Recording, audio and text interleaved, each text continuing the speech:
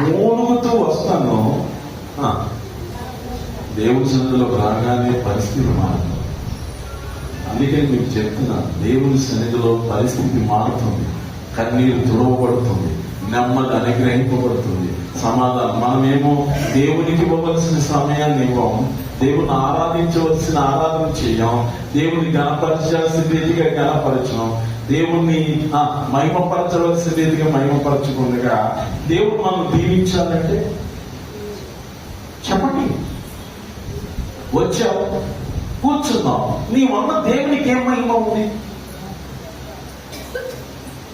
సంతోషంగా ఎవడు నాకు అనవసరం, నా దేవుణ్ణి నేను ఆరాధించాలి, నా దేవుణ్ణి నేను స్తుతించాలి, నా దేవుణ్ణి గణపరచాలి, నా దేవుణ్ణి మహిమపరచాలి, ఆయన మాత్రమే నన్ను ఆశీర్వదించేవాడు అని నేను ఇక్కడ కూర్చొని నీ ప్రాణాత్మ శరీరంతో దేవుని ఆరాధించు.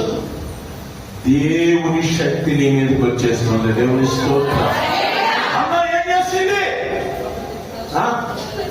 ఏం చేసింది? ఇంతకు ముందు నాకు కాదు, ఏదో వచ్చి మరి అర్పణ చేసి భోజనం చేసి వెళ్ళిపోవడం కాదు.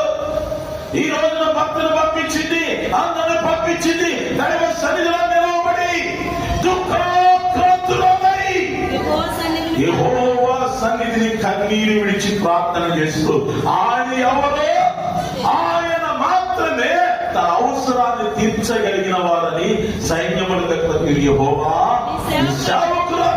నీ సేవకురాలు నేను ఎవరినో తెలుసా? నీ సేవకురాలు.